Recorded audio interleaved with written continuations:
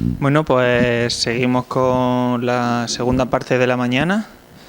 Ahora traemos a Roberto Jiménez, profesor de la Universidad de Jaén y del grupo de Gráfico y Geomática, y nos va a dar una charla de simulación con volúmenes. Y nada, espero que la disfrutéis y a los que estéis por streaming, espero que la podáis ver bien.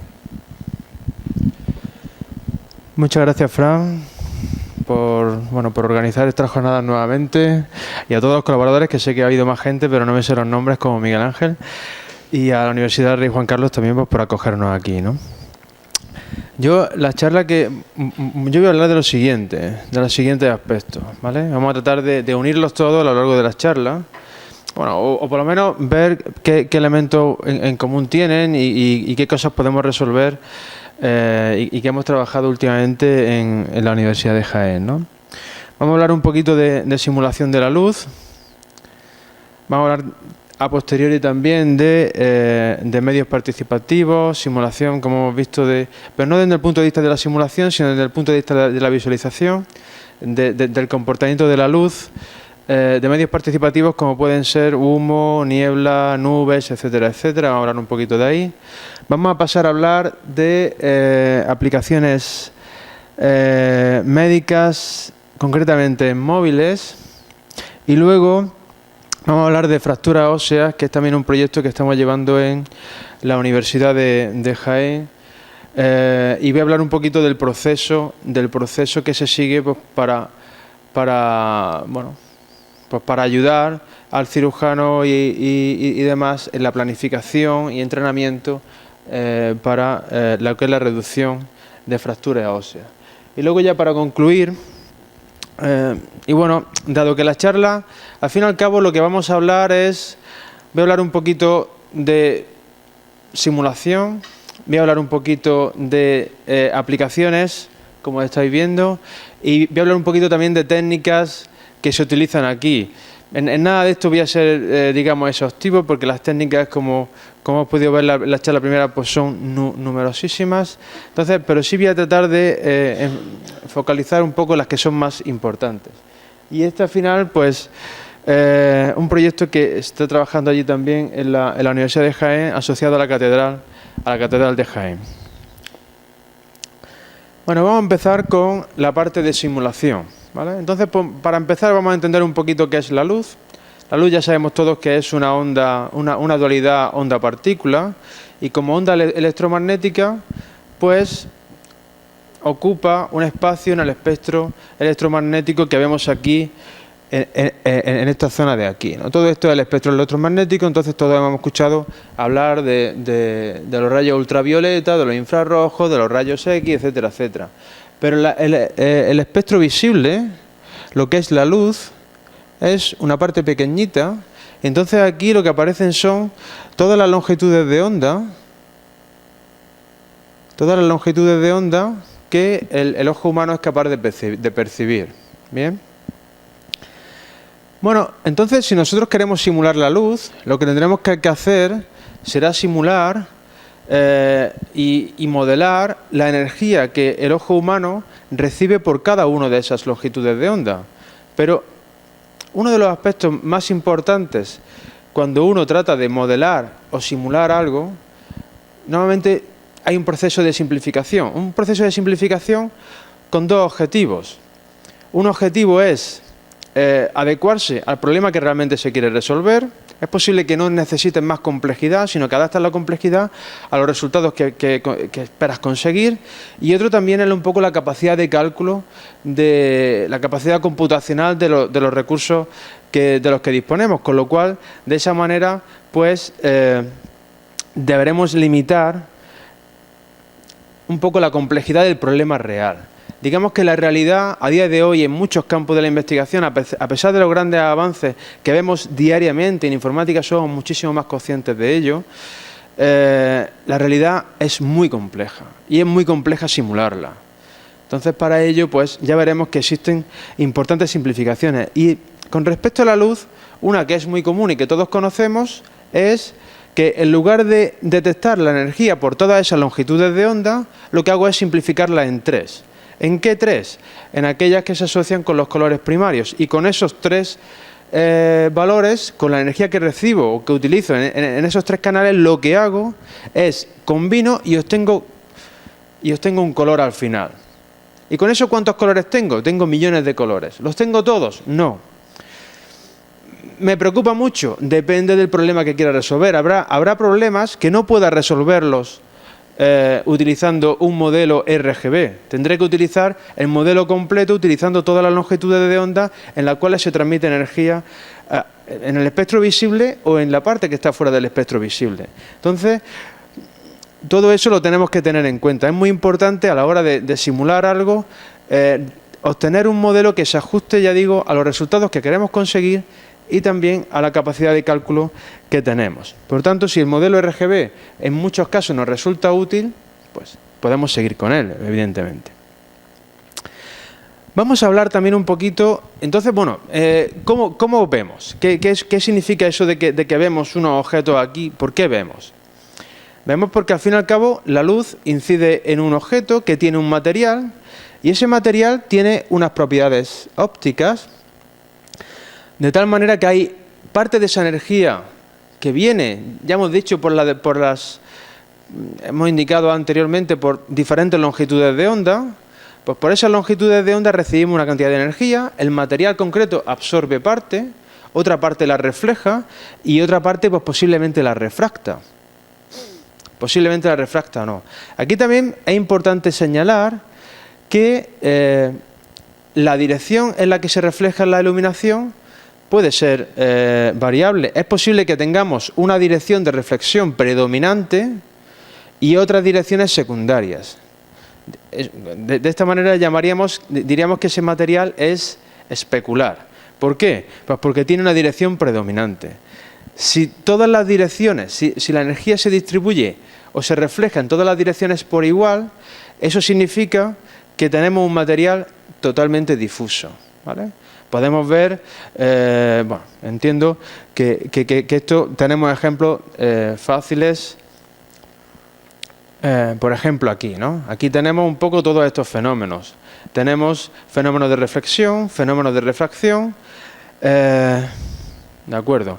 Entonces, ¿cuál es la parte que yo tengo que modelar? Pues ya digo que depende de los resultados que quiera obtener.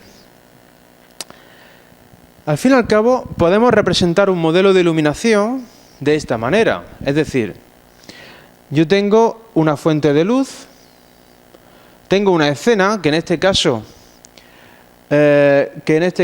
está representada por un solo objeto. Pensemos que es parte de la escena. Sitúo una cámara virtual, y al fin y al cabo el objetivo que tengo es generar una imagen de esa escena, una imagen virtual. Estoy representando un mundo virtual. De tal manera que el modelo de iluminación que se representa aquí, en lo que consiste es que, bueno, que hay una serie de rayos que salen de la luz y que se reflejan hacia el observador. En este caso es una cámara y se mostrarán como resultado en la imagen final. Pero ¿es este modelo válido? Pues no del todo, es muy sencillo. Normalmente hay que tener en cuenta también lo que es la iluminación indirecta. ¿De acuerdo? Aquí, en esta sala, a pesar de que la luz del sol no llega directamente, nos vemos perfectamente. A pesar de no tener apenas luces encendidas, salvo este proyector, y nos estamos iluminando básicamente con iluminación indirecta. Con lo cual, el componente de iluminación indirecta en la percepción que nosotros tenemos del mundo, y si queremos simular realmente la luz, pues tendremos que tener en cuenta esa iluminación indirecta. Lo que pasa es que eso supone un coste computacional mucho más elevado. Y, bueno, dependiendo del objetivo que tengamos, utilizaremos un modelo de iluminación directa o un modelo de iluminación indirecta. Por ejemplo, si nosotros lo que tenemos es un videojuego que es real time, que tiene 3D, que tiene mucha complejidad ya de por sí, videojuego por ser en primera persona, etcétera, etcétera, pues a lo mejor preferimos sacrificar lo que es la iluminación global y mostrar una imagen que es suficientemente realista y que produce buenas sensaciones en el jugador, sin tener que incrementar el coste computacional frame to frame. y teniendo en cuenta también los dispositivos a los cuales ese videojuego pues va dirigido, ¿no? Por ejemplo, aquí tenéis un ejemplo de lo que podemos conseguir con iluminación directa y con iluminación indirecta. Básicamente observáis que en las sombras pues se recibe mucha más luz del resto de la escena, ¿de acuerdo? Mientras que aquí lo que son las sombras pues están como mucho más perfiladas. ¿Por qué? Pues porque solamente tenemos iluminación directa. Pero oye, ¿esta imagen es real? Porque si esta imagen fuese real, estas zonas de sombra serían totalmente negras. ¿Por qué? Pues porque no llega ni un solo rayo de luz ahí, deberían ser totalmente negras. Y entonces, ¿por qué tienen ese pequeño tono rojo? Porque hemos utilizado un componente que hemos puesto un componente ambiental. Es decir, a toda la escena, normalmente esto se utiliza muchísimo en visualización, a toda la escena le hemos añadido una iluminación por defecto. ¿Ahí está la luz encendida? No me preocupa si la luz está encendida o no. Todos los objetos de la escena tienen esa iluminación por defecto. No me preocupa si realmente les llega iluminación o no. Y de esa manera conseguimos que no se vean tan directamente negros todos esos objetos, que me cuesta muchísimo, o sea, que me resulta desagradable si fuesen totalmente negros. Entonces, esos aspectos hay que tenerlos en cuenta. De hecho, el componente ambiental lo que trata de simular o aparentar es esa iluminación indirecta, pero con un coste muchísimo más simple. Basta con sumar una constante a la iluminación que obtengo de manera directa y ya tengo algo parecido a iluminación global. ¿Me vale para mi simulación? Pues puede ser que sí o puede ser que no. Ya digo que los modelos que utilicemos de iluminación o los modelos que utilicemos para representar la realidad deberán acercarse a los objetivos que finalmente tengo, ¿vale? Esta es una escena de un proyecto de un trabajo que hicimos relacionado con imágenes de catástrofe, pero realmente no viene al caso, sino solamente para mostrar cómo se calcula, digamos, la iluminación y las sombras en un programa de informática gráfica que no tiene en cuenta iluminación directa. Aquí, lo que son las sombras, tampoco se ha calculado ni siquiera iluminación directa. Es decir, aquí no hemos llegado a lanzar este rayo. Ni siquiera hemos lanzado este rayo. Directamente le hemos dado un color a todos los objetos. Lo que sí, este método lo que sí ha hecho es calcular la sombra. Ha calculado la sombra y la ha aplicado. Es decir, por un lado, hemos calculado la iluminación, y por otro lado, digamos, le hemos añadido la sombra. ¿Qué significa esto? Que, por ejemplo, en la librería gráfica, en OpenGL, en lo que son los estándares, no te calcula lo que son las sombras. ¿Por qué? Pues porque tiene un componente de visibilidad muy complejo que te lo debes tú de calcular. Entonces se calcula la iluminación teniendo en cuenta, con modelos muy simples de materiales especulares, modelos muy sencillos de iluminación difusa, especular, etcétera, etcétera, y luego se le añade la sombra de manera particular, que hay numerosos métodos. Solamente era para reflejar ese hecho. Bueno, una de las técnicas que hay para obtener finalmente una imagen aquí es el Ray Tracing. ¿El Ray Tracing en qué consiste? Porque pensamos lo siguiente, es decir, si yo tengo un punto de iluminación ahí, una bombilla o un punto de iluminación, ¿de acuerdo? El calcular todos los rayos pues puede ser costoso. Ahora veremos que hay otras técnicas que simplifican eso, ¿no? Entonces, una de las técnicas más utilizadas y de mayor calidad es, oye, si yo lo que tengo es que pintar esa imagen, pues vamos a lanzar un rayo desde cada uno de esos píxeles de esa imagen, vamos a calcular la intersección y vamos a determinar el color de ese punto. Si utilizo iluminación directa, solamente tendré en cuenta si la luz es visible desde ese punto y aplicaré, bueno, la fórmula de reflexión, etcétera, etcétera, en este punto, ¿de acuerdo? Para el tema de las sombras también podemos hacerlo así. Si este punto está, si no ve la luz, pues entendemos que está en sombra y le aplicamos otro modelo, ¿vale? Bueno, pues con este algoritmo podemos obtener resultados. Pero realmente, bueno, ahí en ese caso, para obtener iluminación indirecta, deberíamos de lanzar lo que son rayos secundarios.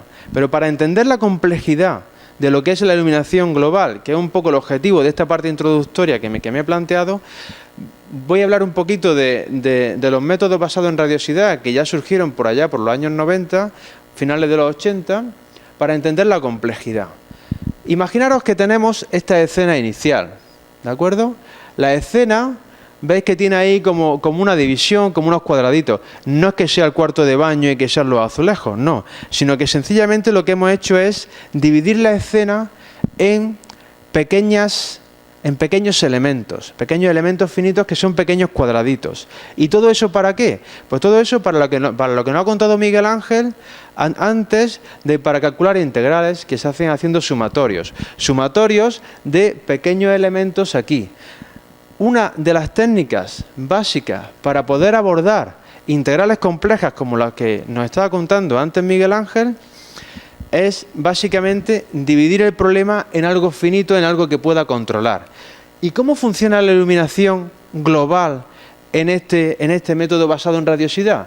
Lo que hacemos es dividir la escena en elementos muy pequeñitos, como ya digo, e inicialmente, como se ve aquí en la iteración 1, en esta de aquí, en primer lugar, el único punto que tiene luz, que tiene energía para distribuir en la escena, únicamente es la lámpara esta que tenemos en este lado. Únicamente esa. Por tanto, esa energía se distribuye al resto de objetos. Por tanto, desde esta lámpara de aquí, tengo que calcular la energía que distribuye para cada uno del resto de cuadraditos de la escena. Para cada uno de ellos. Una vez he conseguido la iteración 1, paso a la iteración 2. ¿Cuáles son los elementos que tienen ahora energía todavía por distribuir? Pues son los que han recibido anteriormente iluminación directa. Digamos, en este primer paso, lo que tenemos únicamente es iluminación directa. En este segundo paso, esos elementos que reciben iluminación directa, por cada uno de ellos, repito, por cada uno de ellos tengo que distribuir la energía a todo el resto de cuadraditos. Iteración 2, iteración 3, 4, 5, etcétera, etcétera. ¿Esto es infinito? No, normalmente la energía que queda por distribuir, como todos los materiales absorben un poquito de energía en cada pasada, cada vez nos queda menos energía por distribuir, con lo cual, con estas 5 iteraciones o por el estilo, se consigue obtener un resultado. La parte de radiosidad os la he contado un poco para que veáis la complejidad del cálculo de iluminación global. Aquí estamos calculando una integral que es realmente compleja y es de las que no se pueden calcular de manera analítica, como bien nos contaba en la anterior charla Miguel Ángel. Pero realmente yo iba a hablar de volúmenes, como bien contaba Fran, y hasta ahora no hemos hablado nada de eso, ¿vale? ¿Qué sucede? Digamos que hasta ahora lo que he querido contar es un poco la complejidad de trabajar con iluminación global. Pero si añadimos el hecho de incluir medios participativos en la ecuación, esto se complica bastante más. Y os explico un poco por qué. Nosotros en esta escena de aquí, al fin y al cabo, esa esfera es opaca y cuando llega un rayo, pues tú calculas en esa superficie cuál es la reflexión. Pero cuando incluimos un medio participativo, que puede ser este, bueno, voy a hacer primero alusión a qué significa el medio participativo. Medio participativo lo que significa es, imaginamos, nosotros aquí podemos pretender decir, mira, la atmósfera que hay aquí entre medias de nosotros, para lo que es la iluminación de esta escena, no la voy a tener en cuenta. Y eso se hace, por norma general, en muchísimos programas de informática gráfica, en videojuegos, en todo tipo de simulaciones. Pero ¿y qué pasa si tenemos en cuenta la atmósfera? La iluminación que percibimos tiene una pequeña variación. Aquí, evidentemente, la atmósfera, bueno, pues afecta poco, pero cuando incluimos elementos de niebla, etcétera, etcétera, afecta más. Entonces, lo que estamos diciendo es que si tenemos en cuenta la participación del medio en la ecuación, es decir, que no la consideramos nula, De ahí decimos que el medio es participativo. Entonces, eso sirve para simular fenómenos complejos como puede ser el humo, la niebla, suciedad ambiental, líquidos, etcétera, etcétera. ¿Vale? ¿Y qué pasa en estos elementos? Pues que cuando tenemos que calcular la iluminación en este punto, tenemos que tener en cuenta la iluminación que llega por toda esta línea, que llega del resto de puntos de esta línea. Pero es que para calcular cada uno de los puntos de esta línea, tengo que tener en cuenta del resto de direcciones. O sea, para calcular la energía que en este punto de ahí refleja hacia el observador, tengo que calcular todas las direcciones. Pero es que es más, para calcular la energía que llega a este punto, tengo que volver a calcular la energía que me llega por todas las direcciones. No sé si os dais cuenta de la magnitud y complejidad que añade el hecho de tener en cuenta la participación del medio en la ecuación y en la simulación.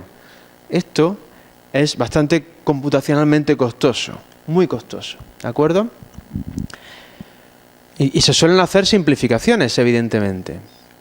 Entonces, si pensamos en cómo lo ha resuelto ante la radiosidad, pues por lo que podríamos hacer, y de hecho así se hizo por el año 88,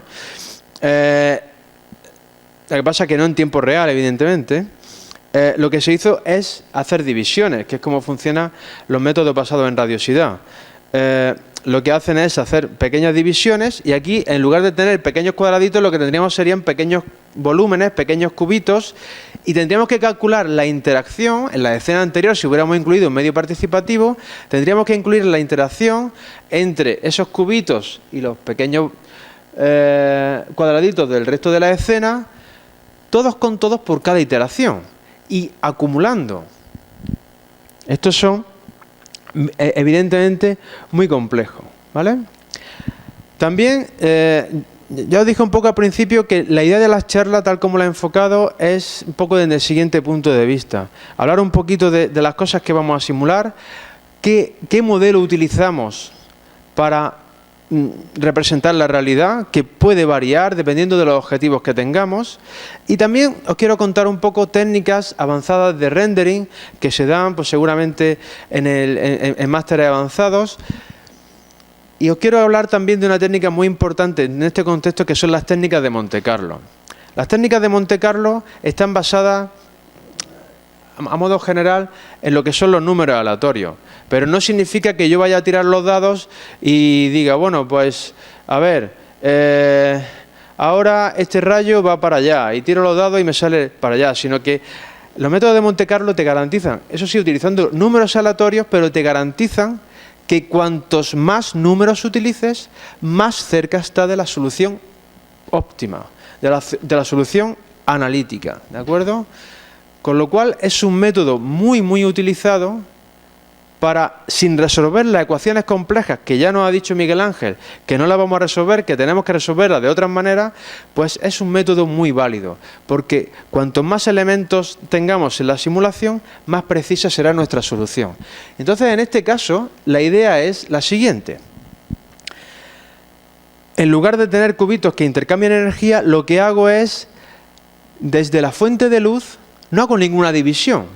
La división que hago, al fin y al cabo, es, o la simplificación que hago, o donde está la complejidad del cálculo en las técnicas de Monte Carlo, es en cuántas muestras utilizo. Cuantas más muestras, más costoso computacionalmente, pero más precisión tengo. Entonces, digamos que, igual que en el método de radiosidad, el tamaño del cubito y en cuántas divisiones dividimos nuestra escena, al final nos dice cuál es nuestro coste. Aquí lo que nos dice son el número de muestras. ¿Y cómo funciona esto?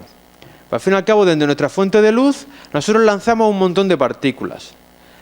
Y oye, ¿y la dirección de una partícula cómo se determina? Con un número aleatorio, pero al azar, como si fueran dados, no. Siguiendo, en caso de medios participativos, lo que es la función de fase. Por ejemplo, bueno, cuando ya una partícula choca con un medio participativo, ¿cuál es la dirección de la siguiente partícula de la energía reflejada? Pues depende de la función de fase. Puede ser que esta dirección tenga la misma probabilidad que esta, esto sería un medio isótropo. todas las direcciones tienen la misma probabilidad, pero en este caso la dirección hacia acá tiene muy poca probabilidad, mientras que la dirección hacia allá tiene muchísima probabilidad de suceder. Entonces, si conseguimos que los números aleatorios sigan esa función, conseguiremos al final representar la realidad y que se adecue a la fórmula que queremos calcular. Luego tendremos una fase de recogida de esa energía para saber cuánta se refleja hacia el observador, viendo las partículas que han llegado a un determinado punto. Cuando hablamos de iluminación global y cuando hablamos de estos métodos, la idea es que las sombras no las calculamos, sino que salen automáticamente. ¿Dónde están las sombras? En aquellos sitios donde no ha llegado ninguna partícula. Si a un sitio no ha llegado ninguna partícula es porque o no tenemos suficientes muestras o es que realmente allí hay una sombra, ¿vale? Y luego al final, pues todo eso lo podemos visualizar, bien utilizando Ray Tracing como antes o bien utilizando técnicas proyectivas directamente de proyectar la iluminación que llega por cada uno de los puntos, ¿vale? Y en definitiva, todo esto de los medios participativos, ¿qué técnica utilizamos? Pues ya digo que depende de la simulación que hagamos. ¿Es necesario simular el comportamiento y cómo viaja la luz en el tiempo? Pues depende. Por ejemplo, en videojuegos, pues ¿cómo se suele simular este tipo de fenómenos? Con impostores. ¿Y cómo se hacen y qué es un impostor? Es como una fotografía de un medio participativo que es tridimensional. Pero la fotografía me cuesta muchísimo menos tiempo en general y muchísimo menos tiempo en visualizar. Lo que hago es simplificar. ¿Pero por qué hago eso? Porque la apariencia me resulta suficientemente natural para el objetivo que tengo y el coste computacional. No pierdo coste computacional ahí y consigo mantener el real time con todo el resto de la escena, ¿vale? Que no es poco. De acuerdo. Bueno, ahora voy a cambiar de aplicación y vamos a hablar de aplicaciones médicas.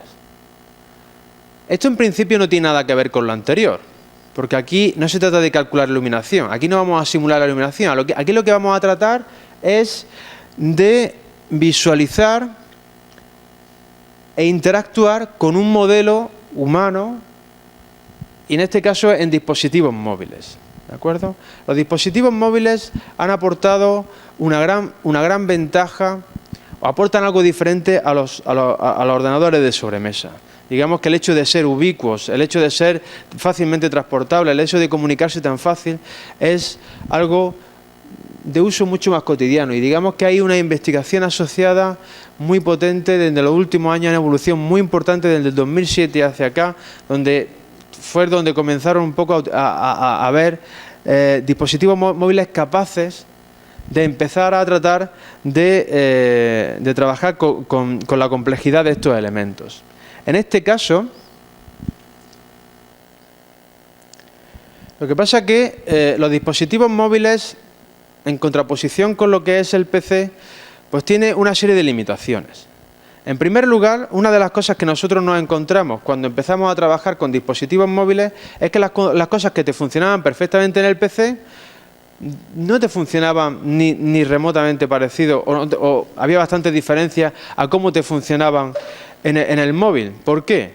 Porque el dispositivo móvil tiene una prioridad y la prioridad no es la capacidad de cómputo. La prioridad es que está sustentado en baterías,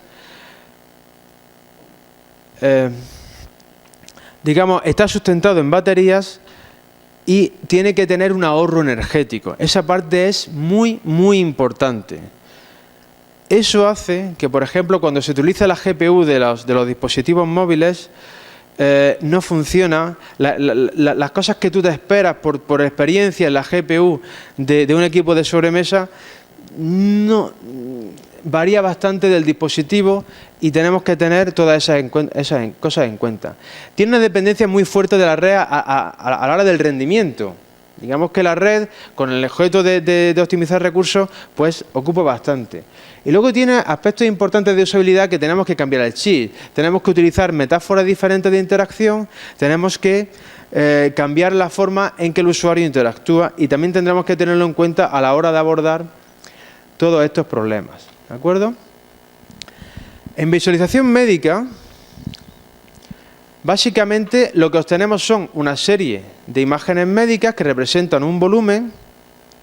¿Y ahí qué es lo que obtenemos? Digamos, en cada celda, ¿qué es lo que tenemos? Lo que tenemos en cada celda es una densidad. Pero la densidad no es lo que realmente se ve. Lo que se ve es un color que obtenemos a partir de una función de esa densidad. Y de hecho suceden cosas tan mágicas como esta. Aquí podemos pensar que estos dos modelos son diferentes. Tenemos dos modelos diferentes y los estamos visualizando, pero en realidad no es así. Esto es el mismo modelo, pero que un poco por arte de magia lo vemos totalmente diferente. ¿Qué está sucediendo aquí? Aquí lo que está sucediendo únicamente se ve en la gráfica esta que tenemos superpuesta en el móvil. Esa es la función de transferencia.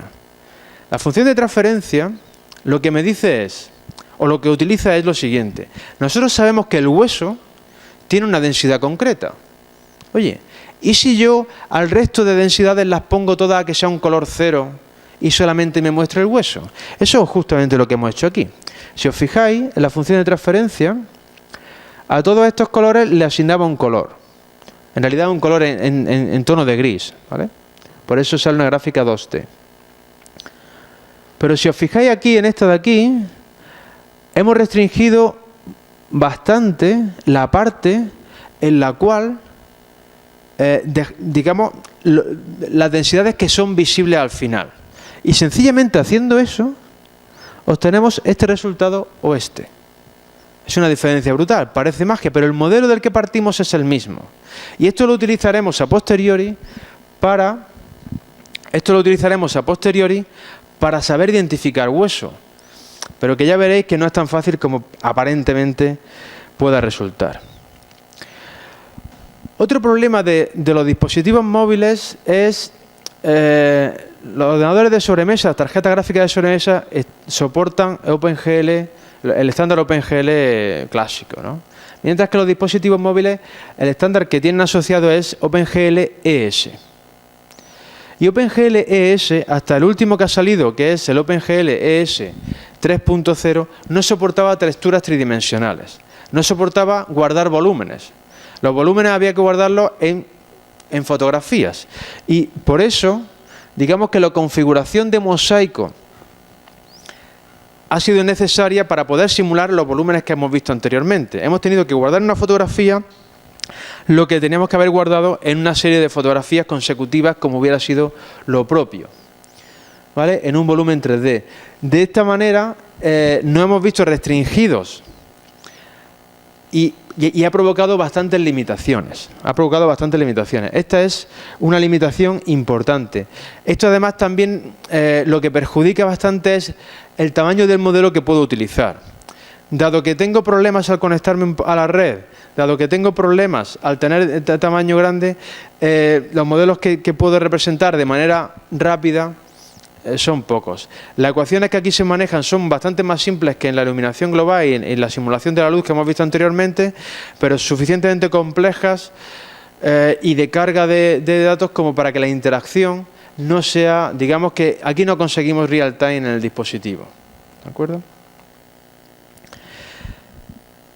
Bueno, efectivamente lo que comentaba es que el algoritmo que se sigue es una versión simplificada de lo que hemos visto anteriormente. De hecho, es muy parecido al ray tracing y es muy parecido a lo que hemos visto antes. Lo que pasa es que en cada punto de estos ya no nos interesa lo que aparezca por otro sitio. Digamos que lo que hacemos es acumular los colores que nos van llegando. De tal manera que si tenemos tejidos que son un poco translúcidos, pues podemos ver el tejido que hay posteriormente. Si vemos hueso y es opaco, ya dejamos de ver, ¿no? Dejamos de ver a posteriori. Entonces, ese rayo un poco lo lanzamos hasta encontrar un tejido tipo hueso en el cual paramos el rayo y seguimos calculando otro, ¿vale? Pero que a pesar de que se ha simplificado la ecuación enormemente, porque no tenemos que hacer dependencias, iteraciones complejas ni fórmulas complejas, el coste computacional sigue siendo elevado. Con esto también os quería hacer una reflexión en este punto. Fijaros que esta técnica, al fin y al cabo, es como una simplificación de la anterior. ¿Quién me iba a decir a mí que cuando yo estaba trabajando simulando la luz, al final las técnicas que utilizaba también iban a ser válidas para imágenes médicas, que es un campo totalmente diferente? Lo que quiero trasladar es que una vez está inventada la rueda, utilicemos esa rueda, y que técnicas que conocemos para algunas cosas, puede que a lo mejor no en su totalidad, pero de forma parcial, es posible que lo utilicemos en otros entornos, con otros modelos y con otras necesidades. Entonces, pues es un aspecto a tener en cuenta. Esto es un poco el esquema, la arquitectura software que nosotros implementamos para poder abstraernos de la complejidad del modelo 3D, que realmente estaba representado con una textura 2D. Entonces aquí podemos utilizar cualquier técnica de volume rendering, que puede ser el ray tracing, por ejemplo, u otras técnicas proyectivas. Aquí calculamos las texturas, las coordenadas de textura. Entonces, digamos, abstraemos la complejidad de lo que hay aquí debajo. Y ya con la función de transferencia y el modelo 3D obtenemos el color que finalmente se visualiza en la pantalla del móvil. Este esqueleto que veis aquí está hecho en WebGL. WebGL también está soportado por el estándar OpenGL ES. Lo que pasa es que el OpenGL ES, bueno, WebGL está basado en ese estándar. Lo que pasa es que WebGL está en la versión 1.0, la versión 2.0 está por llegar, está todavía en fase borrador. Y promete, bueno, digamos, no promete, sino que se va a adaptar al estándar OpenGLS 3.0, donde se incluyen las texturas 3D. Con lo cual, aquí, en el WebGL que hay actualmente, hemos tenido que hacer lo mismo con las texturas porque no teníamos texturas tridimensionales como sí teníamos en el otro caso. Lo que sí podemos observar aquí es que el modelo que es más grande que los otros, si os fijáis en los otros ejemplos, pues son de una parte del torso, de la parte de la cabeza, de la parte del pie, mientras que aquí hemos podido incorporar una parte bastante más amplia del modelo, ¿vale? Pero es porque el PC, como al fin y al cabo, bueno, al fin y al cabo WebGL va a ser, yo creo que una revolución bastante importante en el sentido de que nos va a permitir, sin necesidad de plugin, sin necesidad de nada adicional, en nuestro propio navegador, poder interactuar con modelos y poder, digamos, que la experiencia web va a cambiar radicalmente. Va a cambiar radicalmente. Y estamos, la verdad, que deseosos que salga WebGL 2.0 porque va a incorporar muchas de las novedades de OpenGL 3.0 que va a facilitar muchísimo trabajo y va, digamos, en mi opinión, va a hacer que digamos, tengamos muchos más ejemplos ahí en el mercado. Vale. Os quería hablar también un poco también, como os decía, del proceso de reducción virtual de fracturas óseas. Esto es un problema bastante complejo, ¿vale? Aquí, en la parte de arriba, tenemos una clasificación de fracturas, donde vemos que la más complicada es esta última, donde lo que tenemos es un golpe tremendo y el resultado es una fractura múltiple con múltiples sitios, etcétera, etcétera.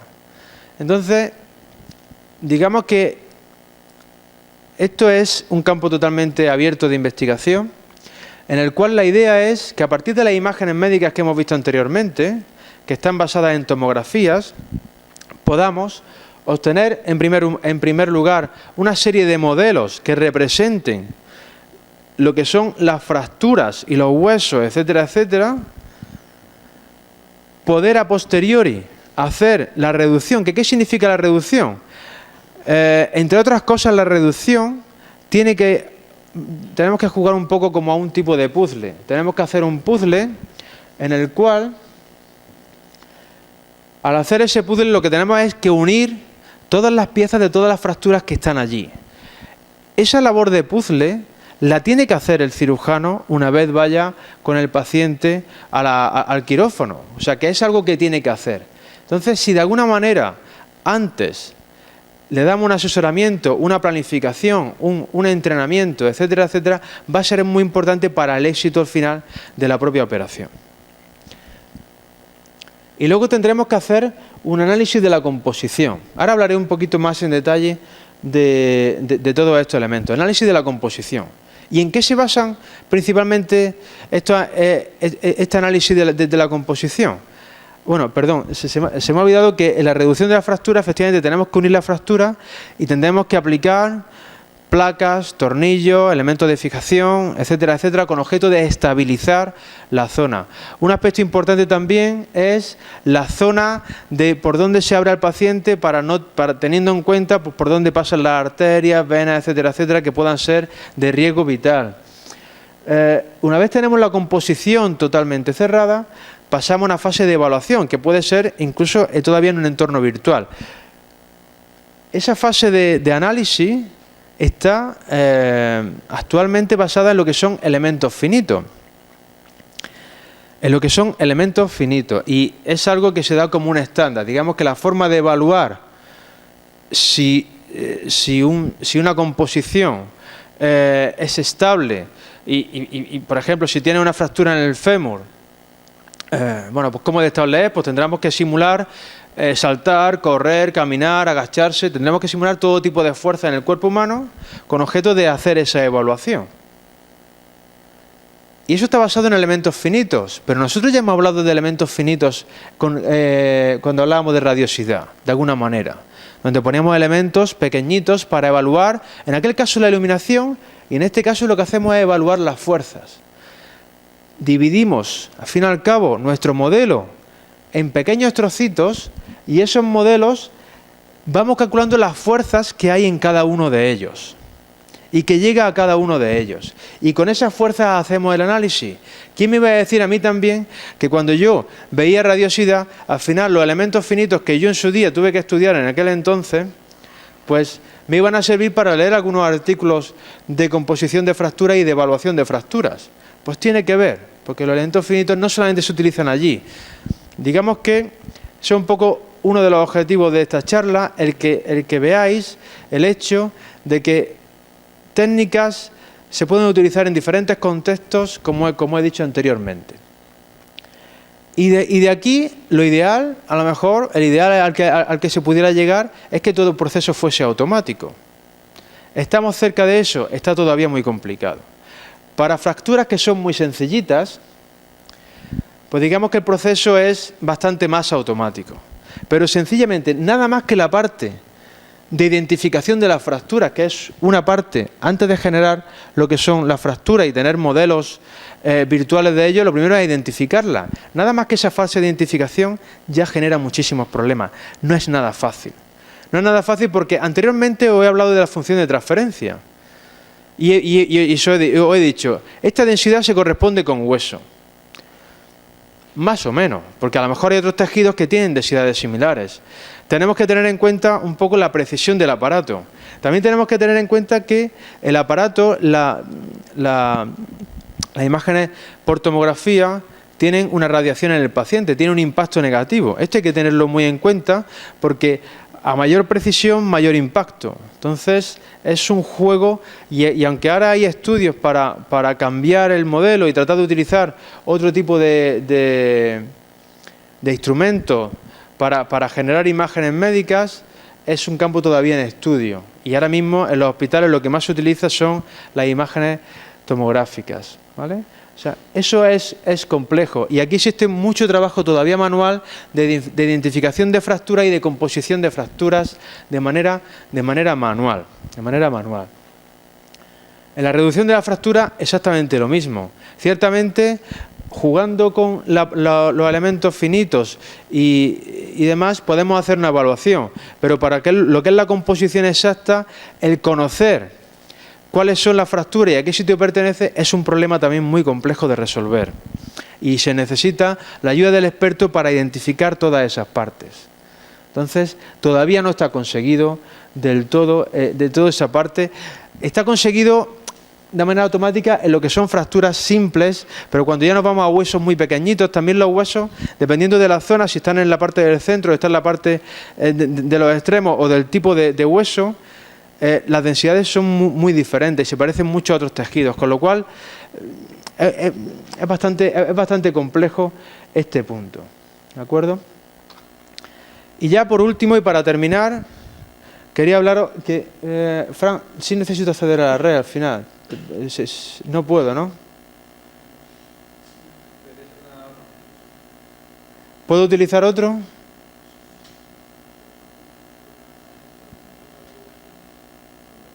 Ah.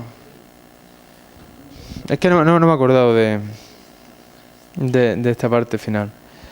Bueno, sencillamente aquí lo que hemos hecho es... Bueno, todos conocemos lo que es un escáner. Pues lo que hemos hecho es escanear la catedral, ¿vale? Evidentemente el escáner no es el mismo que tenemos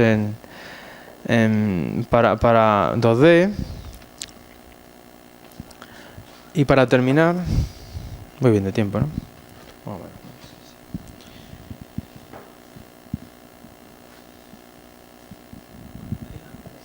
Espérate, voy a buscar.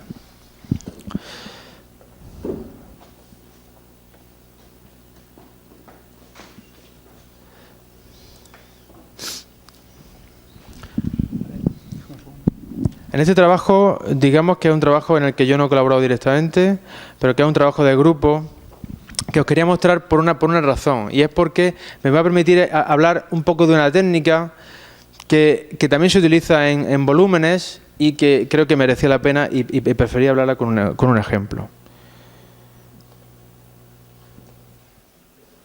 Ah, vale, que se estaba saliendo, ¿no?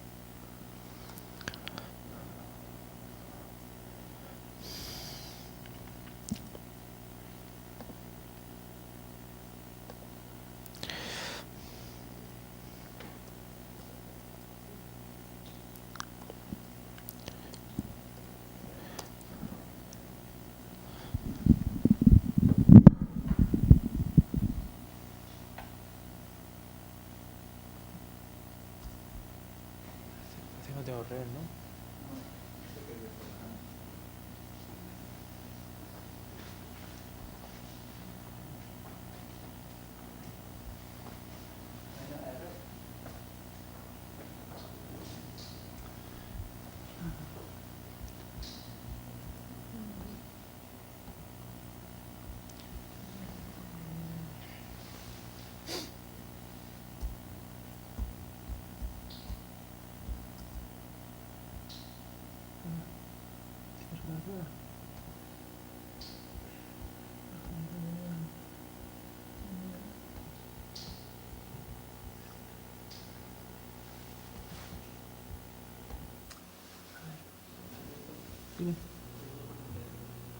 Vale. Bueno, pues eso lo cuento y ya está. Dime, vale. Vale.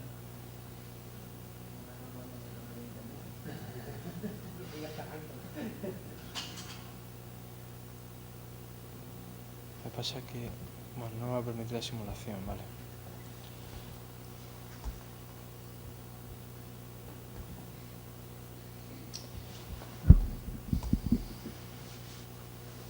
Ahora, plan. Vale.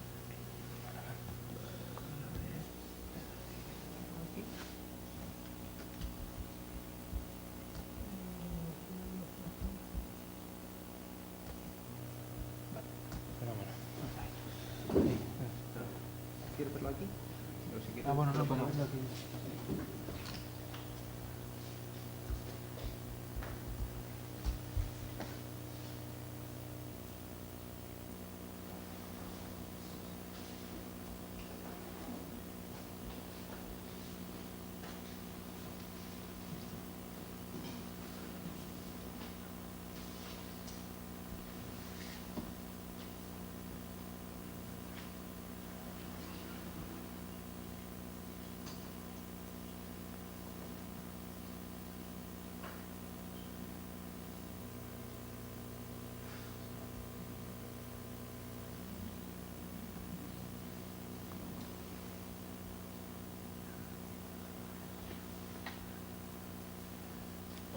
Para ver aquella parte. Necesito, no sé si hay. Claro, en esta resolución.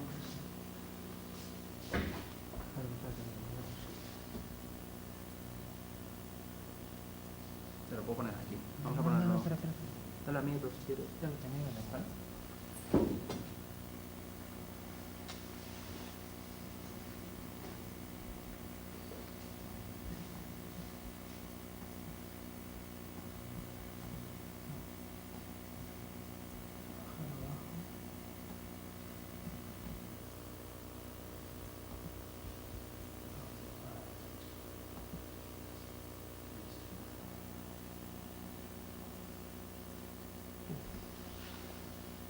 Bájale, yo creo que se está viendo, pero estamos abajo.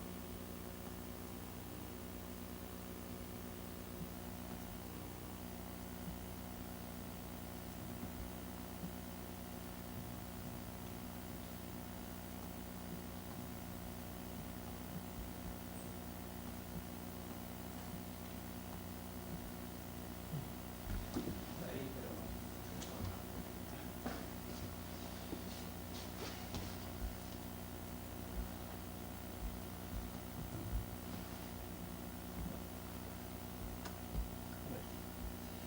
Lo que hago es mostrar las imágenes.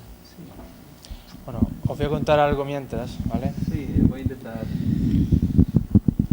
A ver, digamos que aquí el proyecto es digitalizar la Catedral de Jaén, ¿de acuerdo? De manera que luego, utilizando UGL, podamos tener una web 3D interactiva de la catedral, que podamos ver la parte de la fachada, que podamos caminar, que podamos interactuar, que podamos acceder al interior, que podamos ver elementos.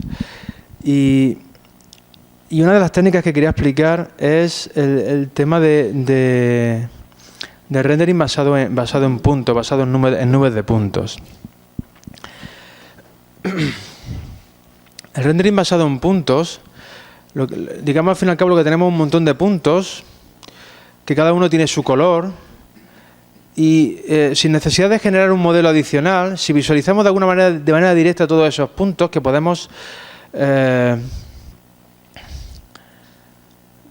tenemos un modelo, bueno, con un proceso a lo mejor de simplificación de esos puntos provenientes del escáner. Lo que obtenemos, esto es un prototipo todavía, en el cual... A ver,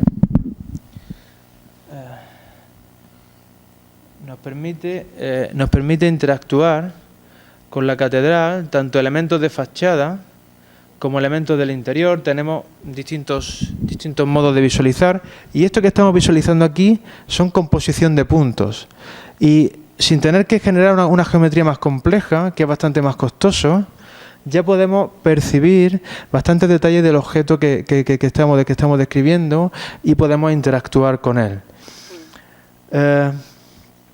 Bueno, este es un proyecto que ya digo que se está llevando a cabo allí en la Universidad de Jaén actualmente, ¿no? Bueno, pues básicamente con esto ya concluía las charlas. No sé si cómo voy de tiempo, como quizá un poco justo, ¿vale? Digamos que a modo de conclusión, lo que os quería transmitir con estas charlas es que a la hora de simular tendremos que elegir, de simular la realidad es muy compleja, tiene muchas integrales de estas que nos comentaba Miguel Ángel, bastante complejas.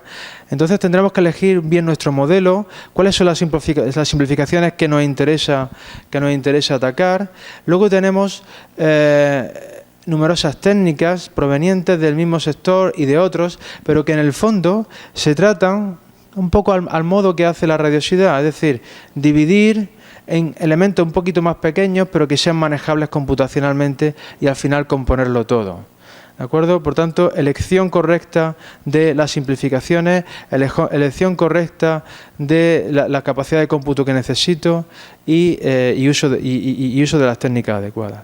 Y con esto, pues solamente agradeceros. En el otro ordenador tenía mi correo electrónico, etcétera, por si quería acceder, pero bueno, en ese caso creo que lo tenéis puesto en la web de Intograph y demás, no hay problema. Y nada más que daros las gracias por vuestra asistencia aquí y también a los que están fuera de la sala. Muchas gracias.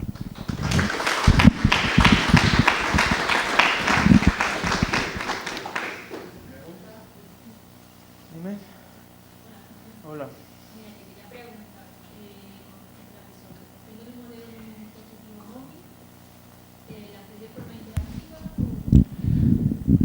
Sí, efectivamente la visualización es totalmente interactiva.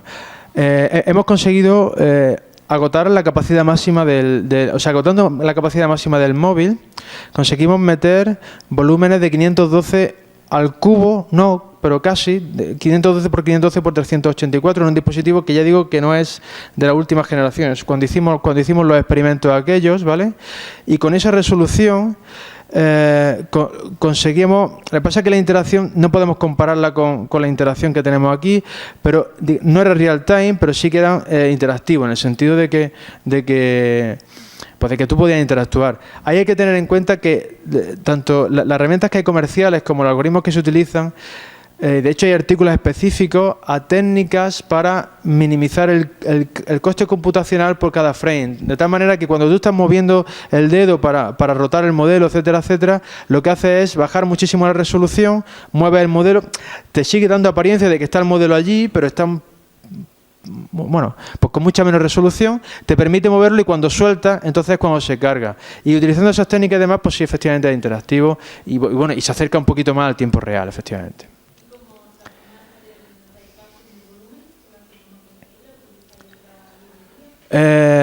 Sí, bueno, está basado en el estándar OpenGL-ES 2.0, efectivamente. Sí, efectivamente. Nosotros, digamos que lo que hemos programado es la parte del ray tracing, teniendo en cuenta la arquitectura esta que he mostrado en una transparencia. Lo que hemos hecho es tratar de separar la complejidad de acceso a la textura 3D, que no la tenemos. Hemos incluido la capa adicional. Y luego, digamos que esa arquitectura también es independiente de la técnica que se utiliza a posteriori de visualización. Puedes utilizar técnicas de raycasting, que es la que hemos implementado en, no sé si todas o 90% de las que hemos utilizado ahí, hemos utilizado raycasting, efectivamente. Ajá.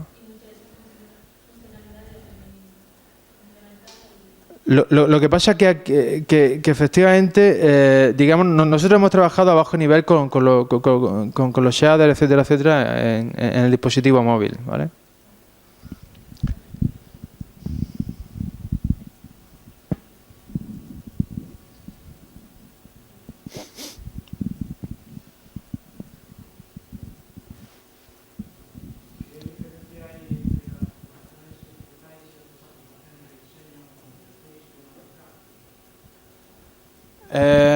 ¿Aplicaciones? ¿En qué contexto te refieres?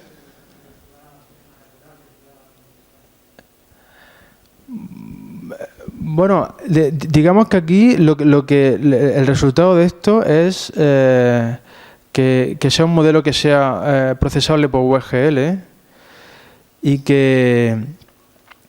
digamos que se adapte a esas circunstancias nada más. O sea a ver, piensa que esto no es un programa de diseño. O sea, nosotros no hemos diseñado la catedral. Lo que hemos hecho ha sido escanearla.